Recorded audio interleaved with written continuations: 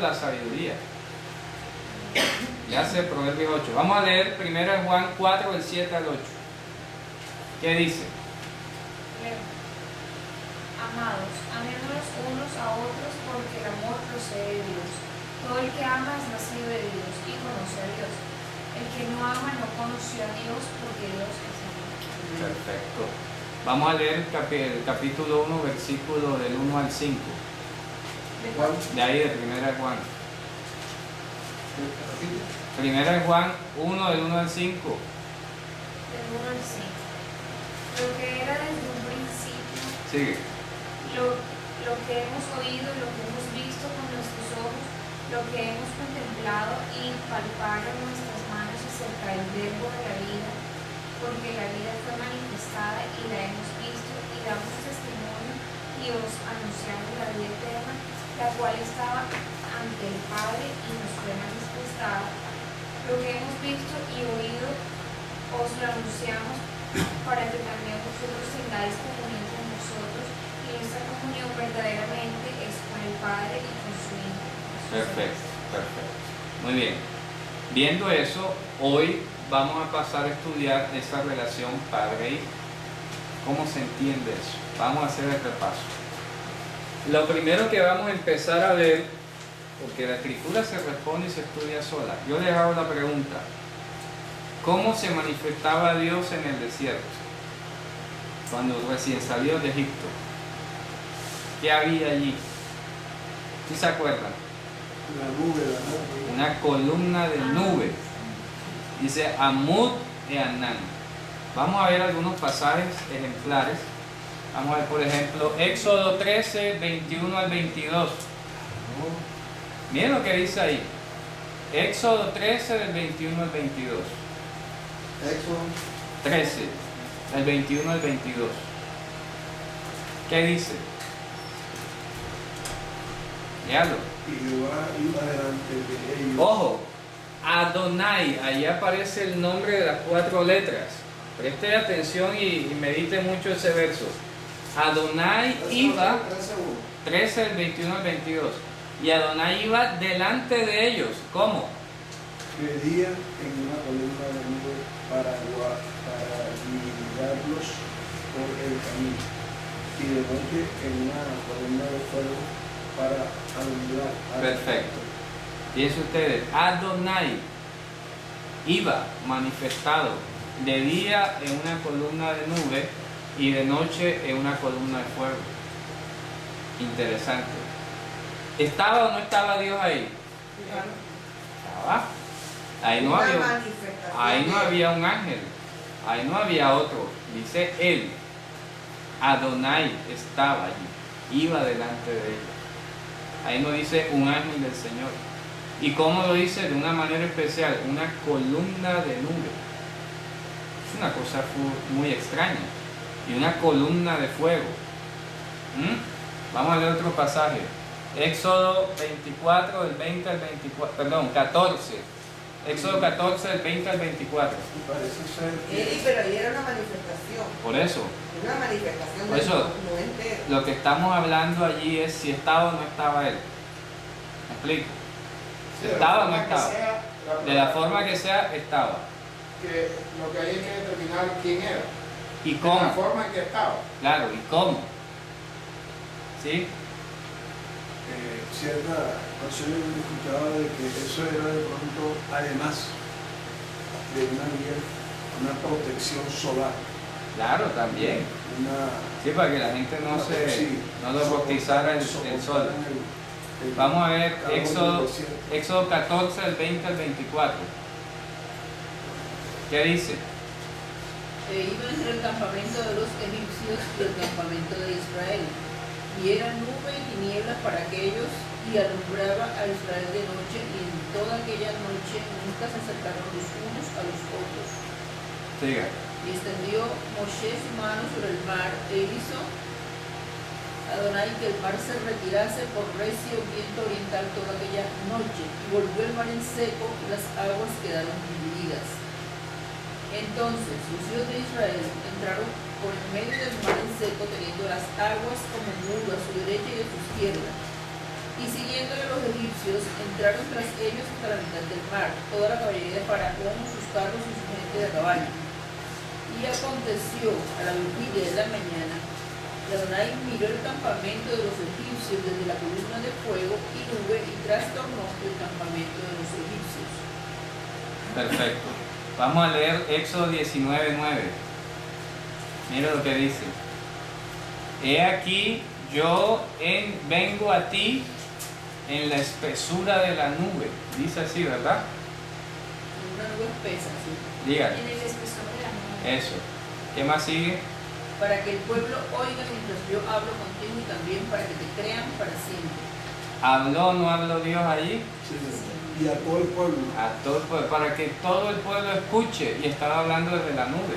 Y en Nehemías dice lo mismo exactamente. ¿Ya? Repite, No fue un ángel, no. Él directamente venía y hablaba allí, ¿verdad? Se manifestaba a través de la nube. Vamos a ver en el 19:16, precisamente.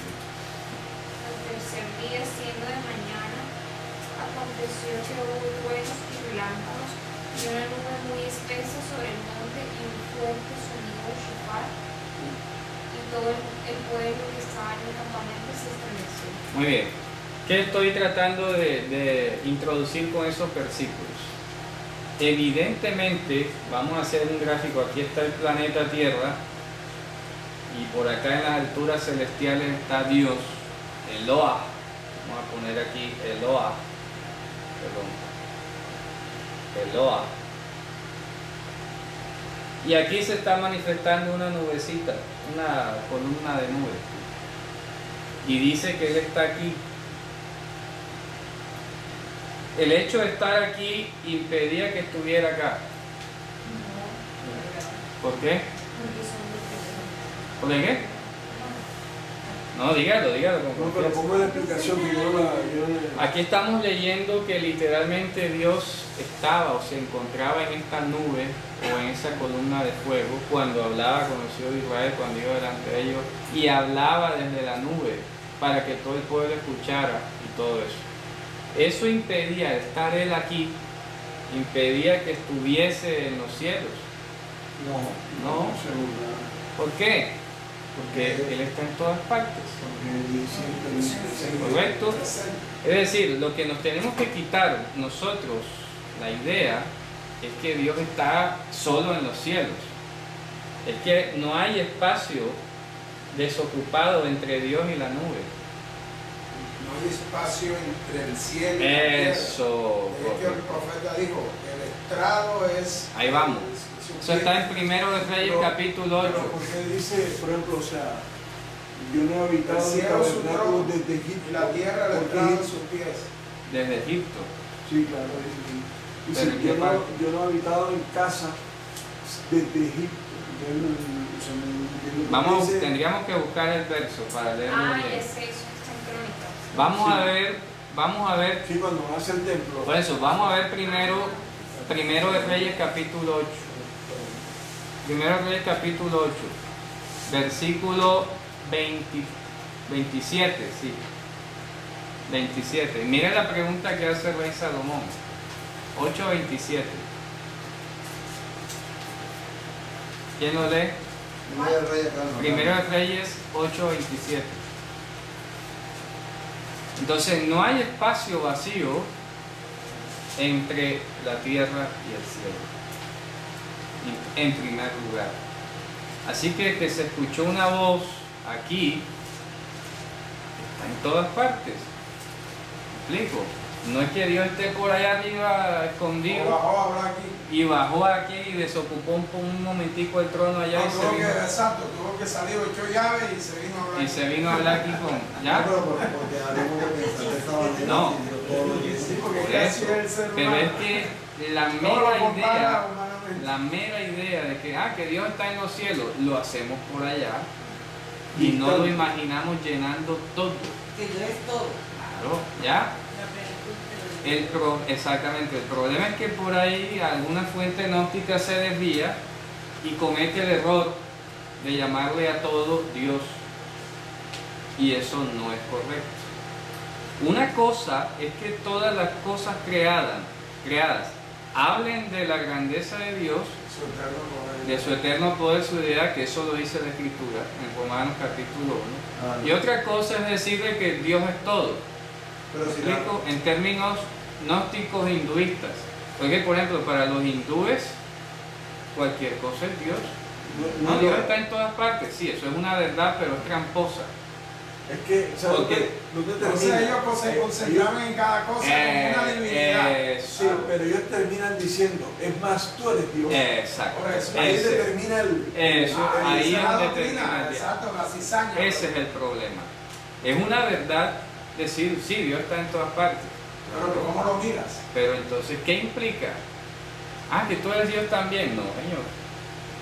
Una cosa es que Dios me rodee hasta el último pelo de mi cabeza y otra cosa es que yo sea Dios.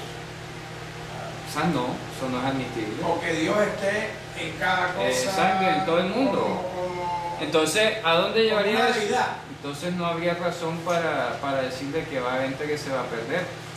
Porque si Dios está en todo el mundo y que todo el mundo es Dios, entonces, chévere. y todo, entonces ¿Cuál juicio? ¿Cuál en ese todo? concepto todos somos hijos de Dios. Entonces todos somos hijos de Dios. Y eso no es una verdad bíblica. Y eso lo decía. No, y entonces ya Jesús sería. Se pierde el sentido del Uno cielo. más. Se pierde el sentido. Uno más, como dice. Uno más. Pero esta mañana, perdón, Orlando, esta mañana había un sacerdote que tenía un cónyuge, ahora es cura, y un sacerdote, no sé quién, decía, todos somos hijos de Dios. Y error craso teológico. Claro, Y así es. decía, explícame. Claro, entonces, claro, sí, todos somos hijos de Dios y la iglesia lo hizo. Por ejemplo, Los hijos de Dios son los la que iglesia hacen las cosas. se impactan.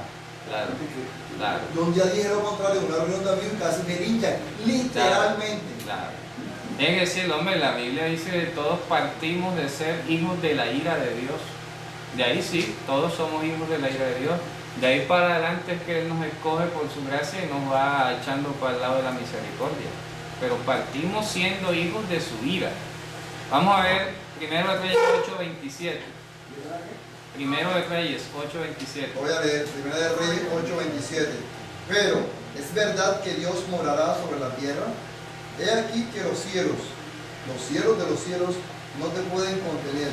Cuanto menos esta casa que yo he edificado. Bueno, piensen ustedes. Y sin embargo, hablaba en medio de los querubines. Y dijo que iba a estar en el Y dijo lugar santo. que iba a estar allí en el lugar santo. ¿Ya? Y él lo está diciendo, oye, pero poniendo un poco de lógica humana, si los cielos no te contienen, ¿cómo podemos pensar que Dios va a habitar aquí en la tierra, en una casuchita ahí, en una cuestión de 4x4? Y sin embargo lo hizo. ¿Ya? No es mentira, Dios estaba ahí, tanto estaba ahí que murieron los dos hijos de Aarón que entraron borrachos. ¿Cierto? Fueron a ofrecer un incienso extraño y vino Dios y los consumió en fuego. ¿Estaba o no estaba? Sí estaba. Pero al mismo tiempo estaba arriba Los hijos de Aarón, ¿por qué murieron? porque entraron borrachos. ¿Ya? Y porque no estaban casados. No, no tanto por eso, porque ellos eran sacerdotes. Pero El problema es que Pero el ofre- sacerdote tenía que estar casado. Sí, pero ellos el problema fue que fueron a ofrecer fuego extraño, dice ahí. Literalmente dice ahí. Fuego extraño. Fuego extraño y automáticamente viene la prohibición de tomar vino. Dile a Aarón y a sus hijos que todo el tiempo cuando vayan a entrar al tabernáculo no tomen vino ni sidra para que no mueran. Ah, entonces el contexto está diciendo qué bueno que pasó. ¿Ya? Vamos a continuar. De esta misma manera, como Elohim no está separado en este espacio desde la altura celestial de la luz inaccesible, porque así dice, aquel que habita en la luz inaccesible, en él, entre él y la tierra no hay espacio. ¿Por qué? Porque lo llena todo. Fuera de que su esencia y su eterno poder esté allá, simbolizando un límite, pero después que él quiera, no hay límite para él. De hecho, el Salmo lo dice: si para ti la luz brilla como el día, la noche brilla como el día, delante de ti no hay tinieblas. Tu resplandor también dice. Claro, porque en ti habita la luz.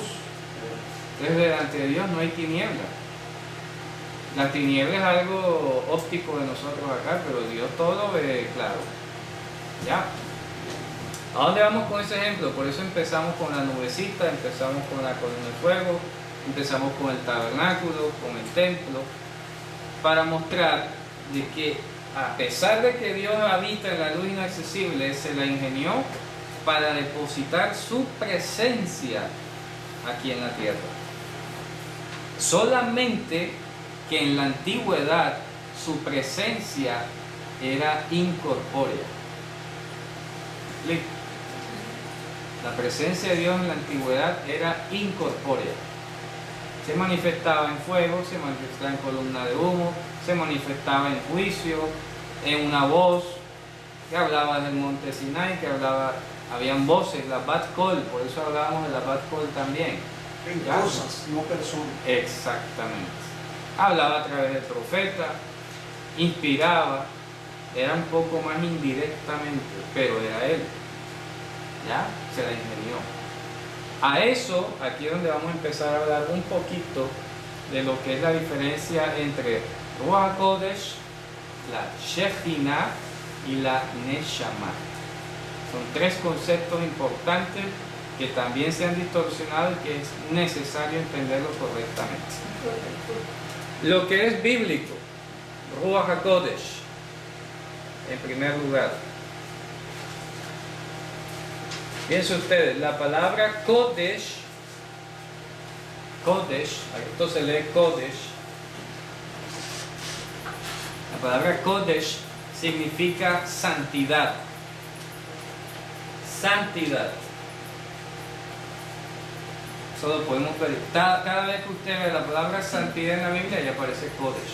El sumo sacerdote, en la lámina que tenía aquí escrita en oro, decía Kodesh la Hashem. Santidad a Adonai.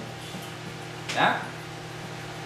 El lugar santísimo se llamaba Kodesh HaKodashim, la santidad de las santidades, literalmente. ¿Ya? Entonces, si Kodesh es santidad, y habíamos dicho aquí que Ruach es que ánimo, poder, voluntad, mente. ¿Qué pudiéramos leer aquí? Mente de la santidad, poder de la santidad. ¿Ya? Eso es como se debe traducir. El traducir Espíritu Santo conlleva ciertos errores, porque así no se dice en hebreo Espíritu Santo. En tal caso diría Ruach Kedoshah, para hablar de que ese viento, lo que sea, es santo. Pero aquí no está haciéndose énfasis en eso. Aquí está diciendo Ruach HaKodesh. La palabra principal es Kodesh, que es la santidad. ¿Quién es la santidad? Dios. ¿Ya? Su santidad, Dios. Por eso es que es blasfemia decirle al presidente del Vaticano su santidad. Eso es una herejía. Claro. Porque es que su santidad es solo Dios. Infalible tampoco. Claro.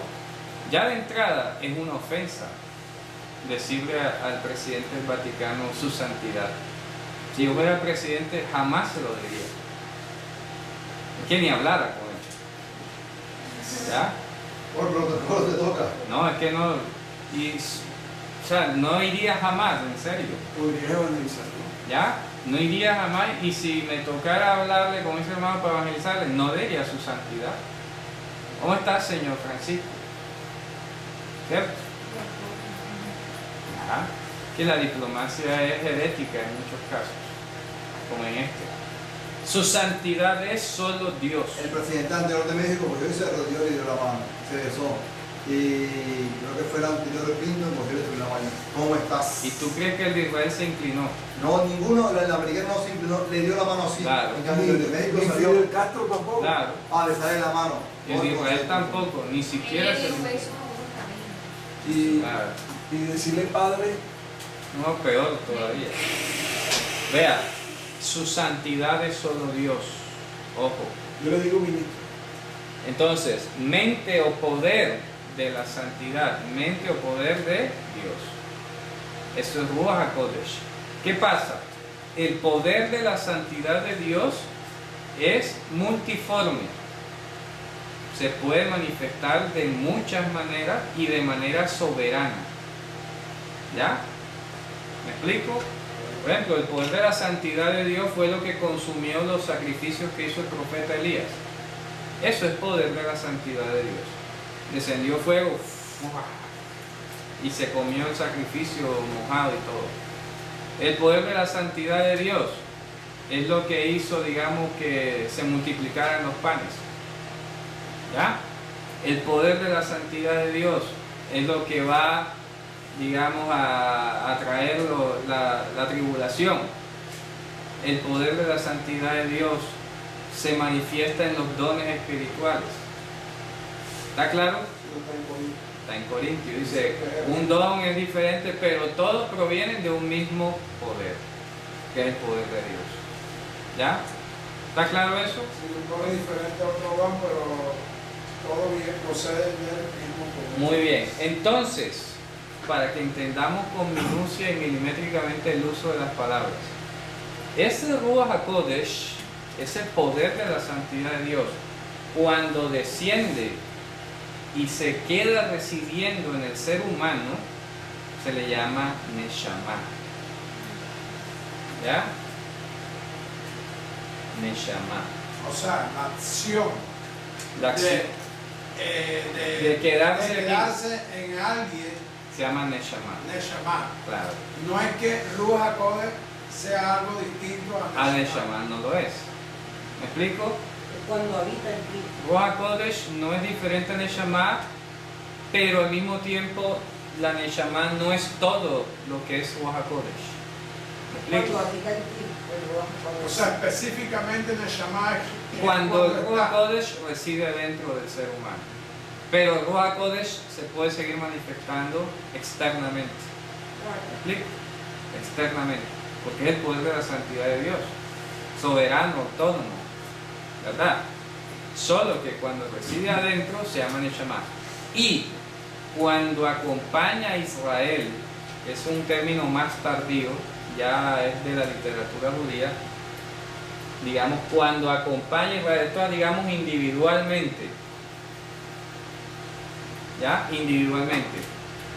Pero el judaísmo se inventó después otra palabra para referirse al poder de Dios que iba a acompañar al pueblo hebreo a pesar de que estuviera en desobediencia, y le llamó Shejinah. Shejinah. La Shekinah. Y aquí dicen Shekinah. Shekinah. Shejinah. ¿De acuerdo? Shejinah.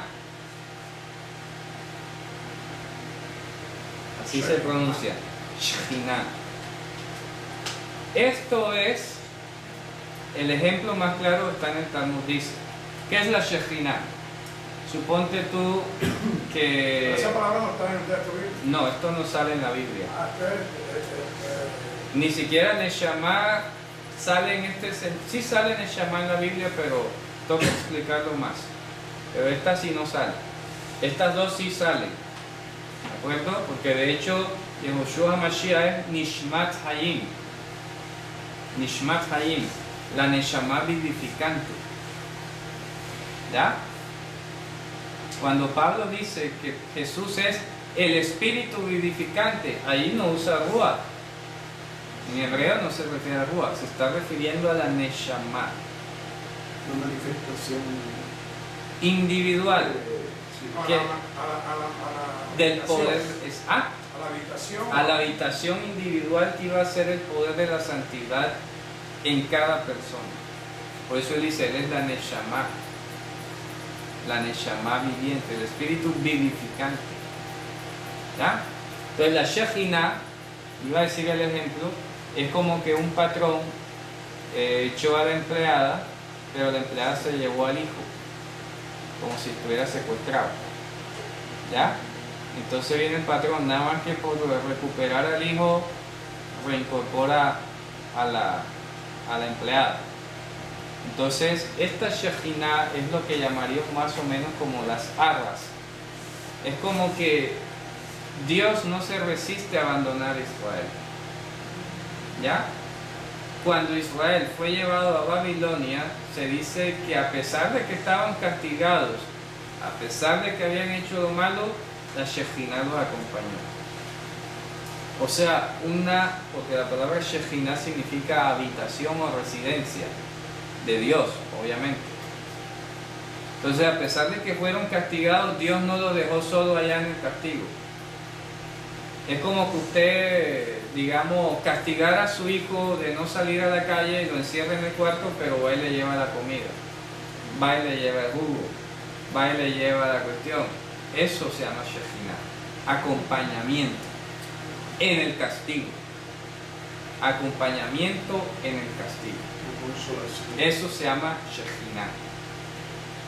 Es distinto a la Neshama y es distinto en la función a Ruach HaKodesh. ¿De acuerdo? Ruach HaKodesh es general. Neshama particular, Shejina circunstancial. ¿De acuerdo? La Shejina circunstancial. Entonces aquí pues han traducido y me he dado cuenta que no lo entienden muy bien cuando dicen, no, la presencia divina, la Shejina, pero no entienden qué es eso. Y no se puede intercambiar Shejina con Ruach HaKodesh.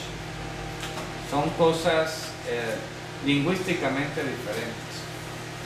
¿Ya? Pero la presencia del Poder Santo de Dios estaba en la Shejina. Sí, pero ¿por qué no es igual o por qué tiene un diferencial? Porque esto es un mero acompañamiento nada más. Era como que dice, Como o sea, para ellos no tenían todo el gozo Eso. que podían con Ruach con HaKodesh. Ruach HaKodesh o tener la Neshama. O tener la Neshama. De hecho, la Neshama no le iban a tener. Cuando te cortan de pronto algunos beneficios Eso, que deberías de tenerlos, pero estás sin disciplina y no tienes acceso a ellos. Exacto, ¿Ya me explico? correcto. Pero no se te quita del todo Claro. Por ejemplo, el derecho. en el exilio, los hijos de Israel iban a tener el acompañamiento divino para que el enemigo no se pasara con ellos, A eso es Shekhinah. pero no les iba a dar dones allá. No iba a manifestarse espiritualmente allá Dios con un milagro, una cosa así, porque están castigados. ¿Cómo se llega a esa conclusión? Porque es un contenido teológico muy profundo. Eso es lo que describe el propio Talmud de Babilonia en cuanto a la Shejina, que de hecho en arameo le llamaron matronitá. La matronitá, que es como la haya compañera, en arameo le llamaron matronitá. ¿Ya? Es como que acompáñalo ahí, no lo dejes solo. La niñera. Algo así como la niñera, eso, la niñera. Acompáñalo ahí, está castigado, pero estate pendiente para ver qué le pasa. ¿Ya? No vaya a ser más rebelde. Eso. ¿Y cuándo sale ese concepto? Eso era el Talmud de Babilonia, 500 aproximadamente, entre Después de- 300 y 500 después de Cristo. Antes. Antes no existía eso. ¿Y La- por qué ahora ese concepto? por eso, porque ya cuando ellos experimentan el destierro en el año 135, cuando los echan de la tierra de Israel, ya ahí viene, o sea, es como un shock.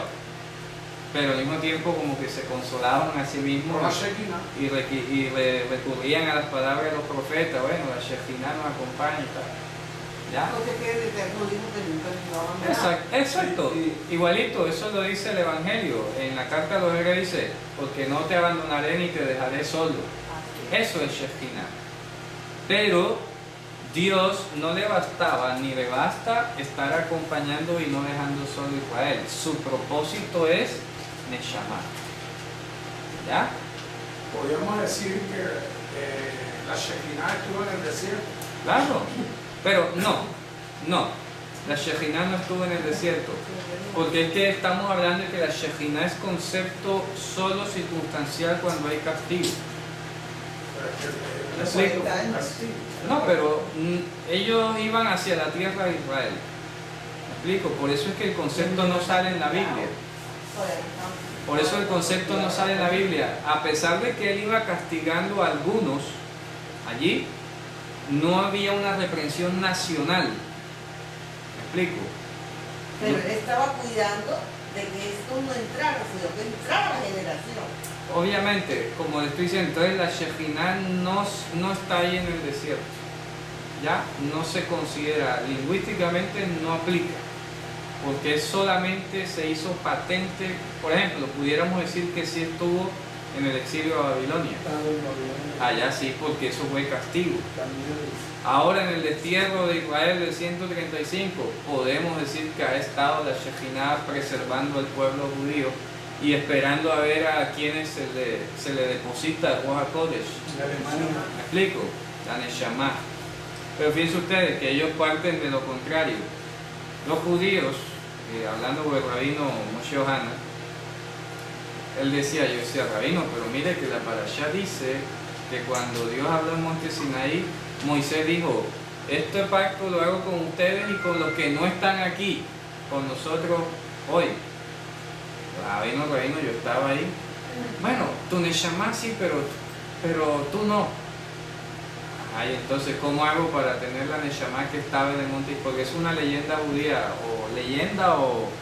o máxima judía. Dice que las Neshama de toda la humanidad estaban presentes en el monte Sinai.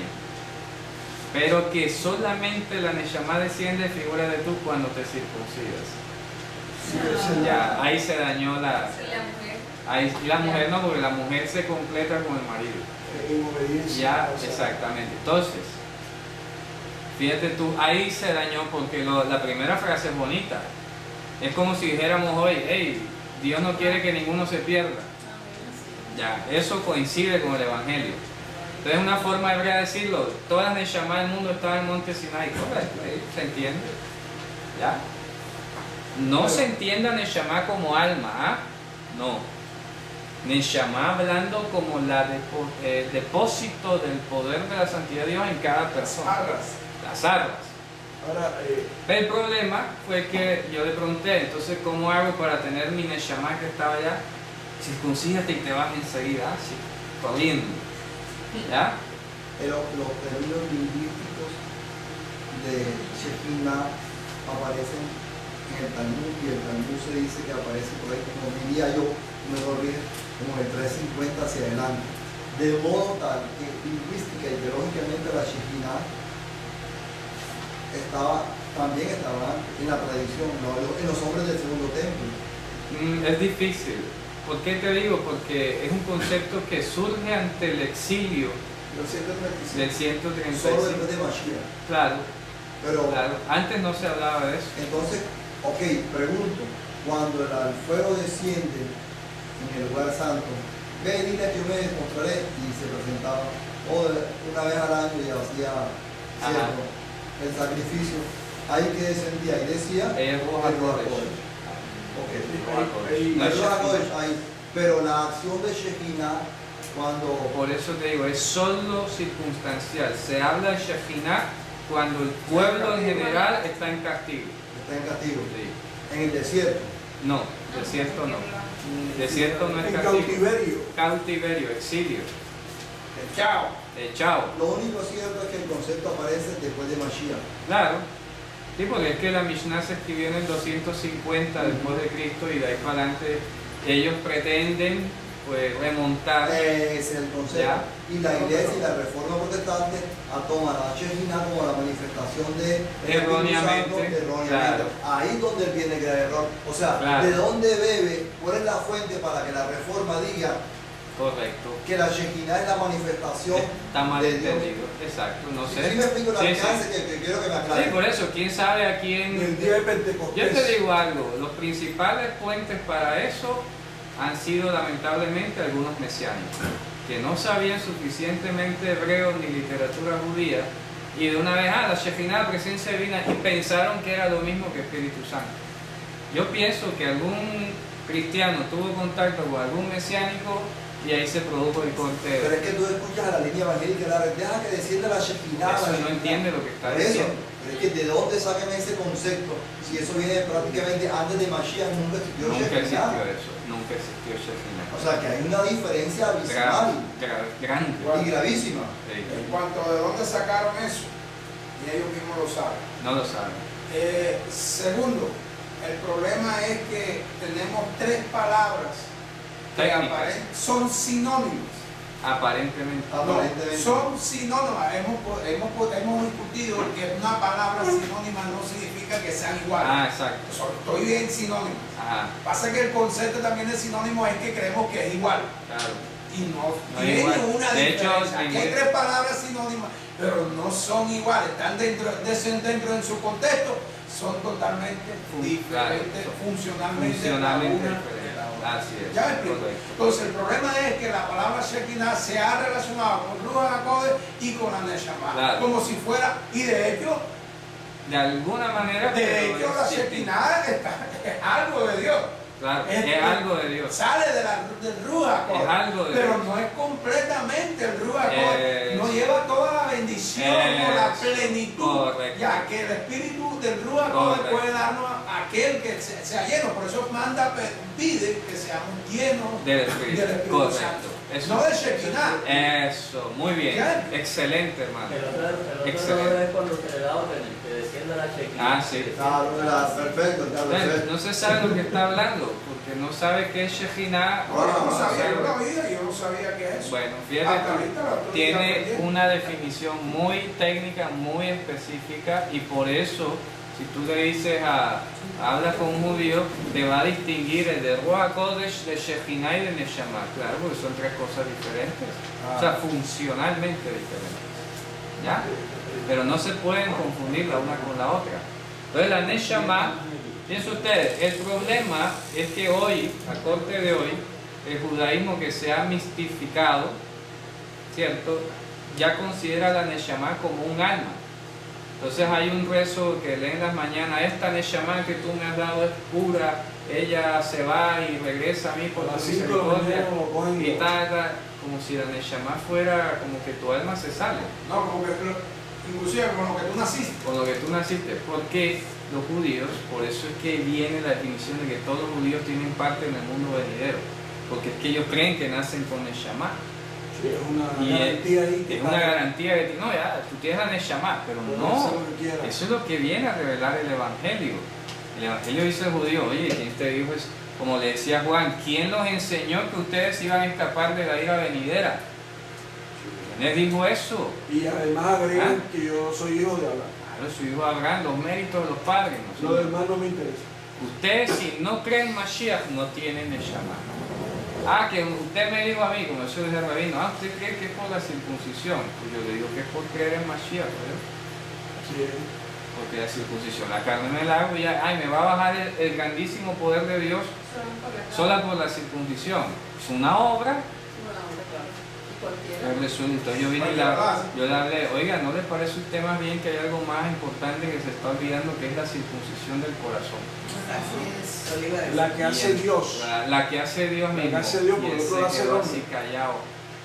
¿Y qué es la circuncisión del corazón para ti? Y dije, él mismo me dijo que Dios te va a sacar el corazón. Y yo digo: rabino, ¿qué le pasa? Ya, eso es pelado. Eso es infantil. Eso es Mira, como- la circuncisión del corazón quiere decir que Dios viene a residir allí y a reformar sus pensamientos, sus emociones, sus impulsos, todo, y que Él toma el control de su vida. Dios Como el nacer de nuevo. se quedaba callado así como, Tengo que volverme a meter en el vientre de la madre. Está escrito. claro, ya. Circuncidar. Y circuncidará a Adonai tu Dios tu corazón y el de tu descendencia para que lo ames. Ahí sigue el Ruach HaKodesh. Ahí No, sí es Ruach pero HaKodesh. Y el Ruach HaKodesh, viviendo particularmente en una persona, se llama Neshama. Ese concepto sí está en el Antiguo Testamento. Claro, y esto sí sale en la Biblia.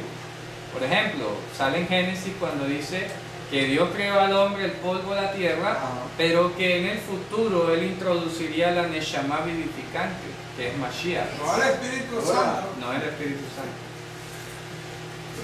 Dice de que la manifestación de Dios como el primer nombre que tienes tú ahí Ajá, se mantiene en el templo.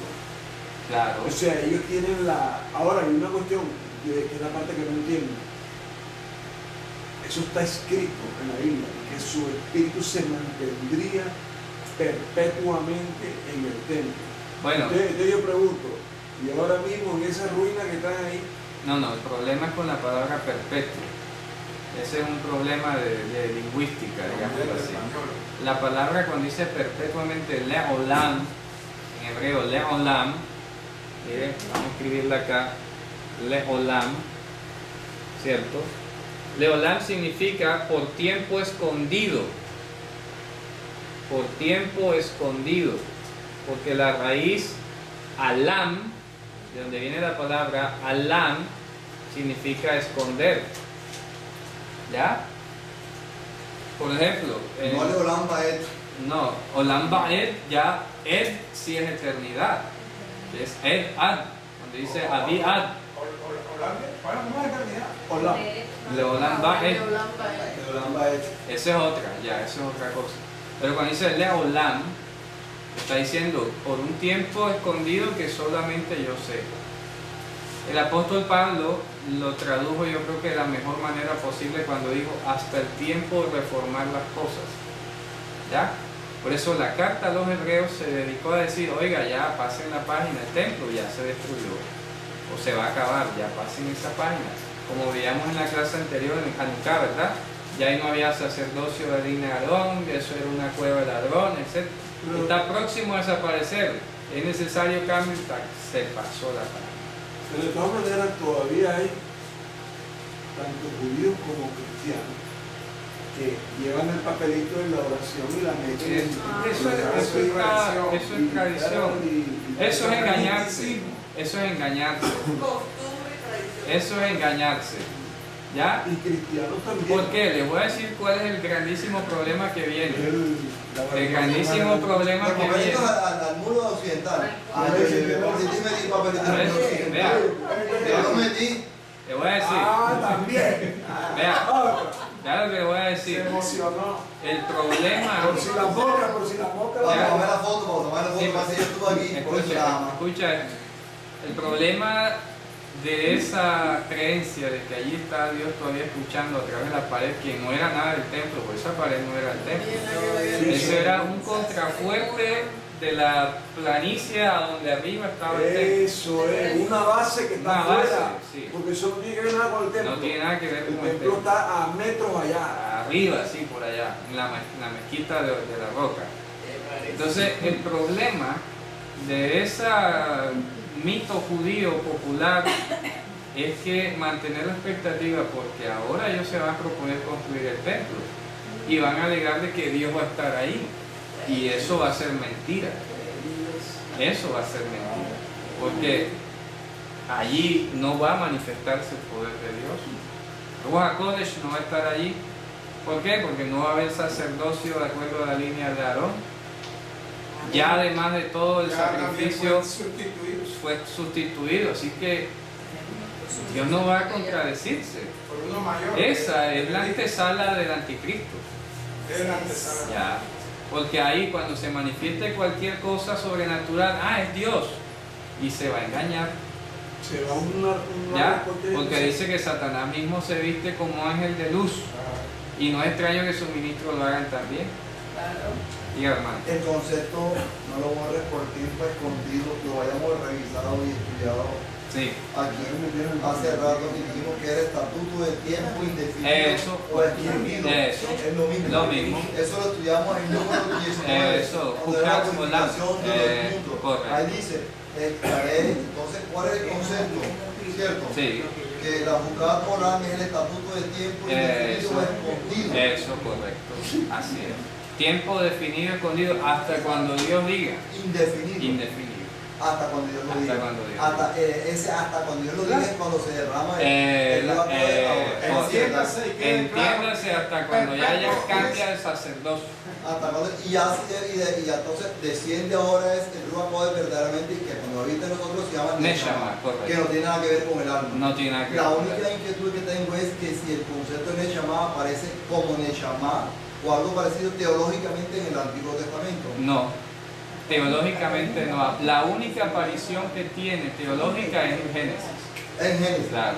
Cuando dice que Nishmat Hayim. hacia futuro. A futuro. Pero ahí está como si ya hubiera pasado. Exacto. El Nishmat Hayim, entendiendo que es el espíritu de la vida. Claro, que es Mashiach. Que se entiende que ese espíritu es el Mashiach. Eso. Es la única La referencia. única.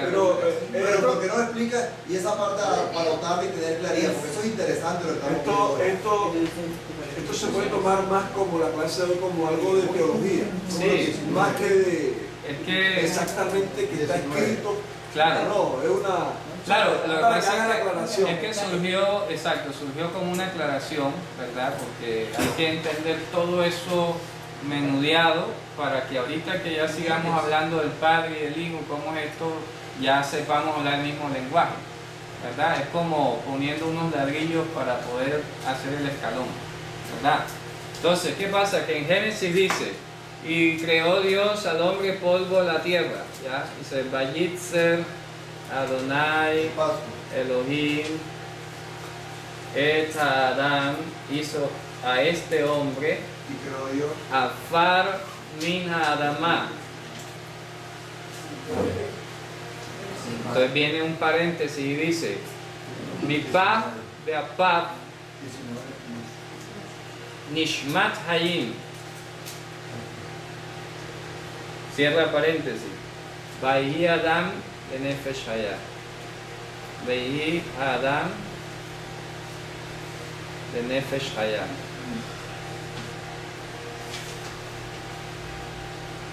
¿De acuerdo? Se está diciendo, y formó Adonai Elohim a este hombre. Ojo, mira que tiene artículo que se usa como pronombre demostrativo, a este hombre. Ahí no dice Adán, ahí no se puede colocar Adán. Y formó Dios a Adán, no. Formó Dios a este hombre, polvo de la tierra. Punto aparte. Abre paréntesis. Pero él insuflará con su poder, su nariz, Nishmat Hayim, que es el Mesías. Cierra paréntesis. Y fue este Adán del que venimos hablando, el que es polvo de la tierra, un Nefesh Hayah. O sea, ahora para ¿Qué Génesis qué es? 2.6. 2.6. Sí, leando. Ya voy, Génesis. El Nefesh es diferente a la Neshama. Sí. Sí, porque Nefesh se le llamó a los pájaros, a los animales, a las bestias, a los animales marinos. Todos ellos son Nefesh. todo lo vivo en un Nefesh. La diferencia es que le metió Jaim. Hayim, Nishmat Hayim. O sea, a los animales, a los seres vivientes, a todos los organismos vivientes se le llaman Nefesh Hayah, sean hombres, animales. ¿Ya? Las plantas no entran. Hombres y animales. Todo eso es Nefesh Hayah. En el futuro, Dios iba a introducir Nishmat Hayim, ¿ya? Que es el espíritu vivificante, que es Mashiach. Aleluya.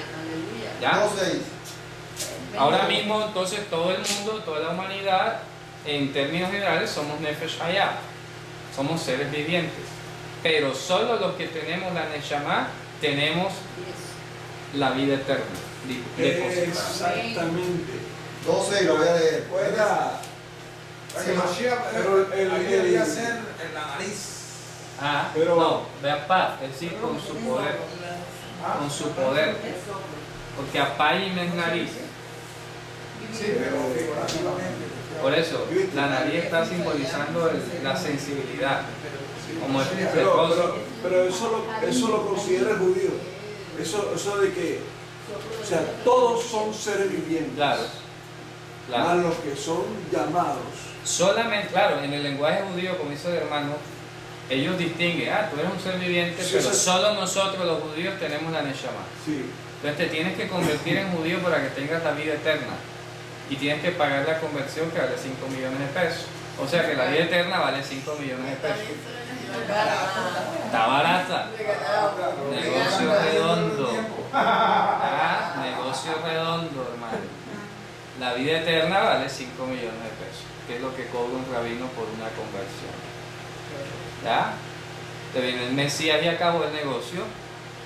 Porque si eso es así, te conviertes, te circuncidas, te vas a la Neshama y ya tienes la vida eterna. Vale 5 millones de pesos. Lindo. ¿Ah? Voy a leer Génesis 2.6.7. Sino que subía de la tierra un vapor y el cual regaba toda la faz de la tierra.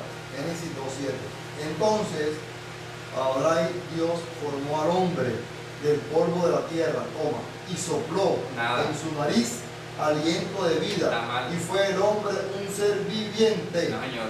Pero hermano, volviendo acá al caso de los judíos, no se alejan tanto de la realidad cuando dice que todos son seres Claro, vivientes. exacto. Si son seres vivientes, No, de eso está pronto bien. el cuento de ellos está con la La circuncisión. exclusividad de la Pero Neshama. entonces también podemos ver quiénes son los hijos de Dios en ese momento. Podemos entrar en un Sí, estudio. yo te entiendo. Entonces la diferencia entre los que son hijos de Dios, los que hacen la voluntad de Dios, Claro. porque eso es lo que significa hijo de Dios. Claro, tener la neshama. Sí, los que hacen su voluntad. Y los servimientos son los que caminan por ahí, vamos Exacto. Al modo a animal. discoteca y Al cosas modo así. animal, eso es así. Sí. ¿Sí? Vamos a ver animales y hombres Nefesh Haya. Se llama Nefesh Haya. Nefesh Pero bien, Haya. Pero ese es Mashiach. A la pronunciación. No, si ya no lo tengo. Mira, Nefesh Haya. Dice de Nefesh. Sí, le Nefesh Haya. O sea, funcionó lo mismo que los animales. En cambio, este es Nishmat Hayim. Nishmat Hayim. Que es el espíritu vivificante. O sea, entiéndase Mashiach. Dice, entonces Dios formó al hombre del polvo de la tierra, pero Él introducirá en el futuro el Nishmat Hayim. Esperen lo que ya viene. ¿Ya? Entonces hoy, por eso dice, todo espíritu, pudiéramos decir, cualquier Neshama que anden diciendo por ahí que tiene Neshama, que no confiese que el Nishmat Hayim vino aquí, ese no es de Dios. Puede decir que tiene Neshama, pero no es de Dios.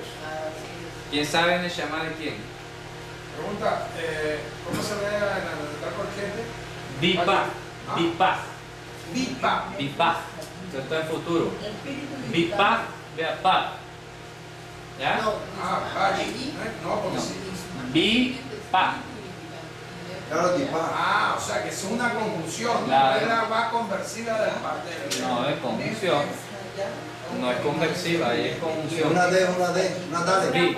Ellos convirtieron entonces ellos interpretaron la va como una va conversiva Exacto. para que quedara en pasado. Exactamente. Le pusieron una vocal A. Exacto. Cambió enseguida. Cambio. No es I. No es A, sino I. Sino I, Por porque eso A I. se ya pasado. Claro.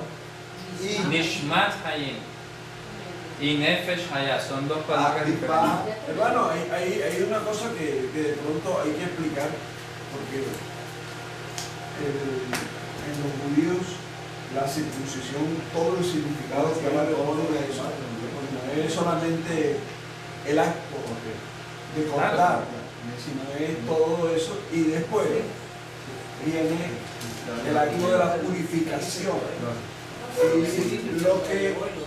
Y lo que significa a nivel de pacto el pasar por esas partes, o sea, Pero es que el incentivo es ese, el incentivo es la vida eterna. pero por ¿Ya? eso, pero sería bueno de pronto explicarlo para que las personas no entendieran que no, la circuncisión, es más, a nivel de medicina es buenísimo. No, exacto, es que aquí yo siempre lo he dicho, no hay problema con la circuncisión, yo lo he dicho, el problema es el mal entendimiento.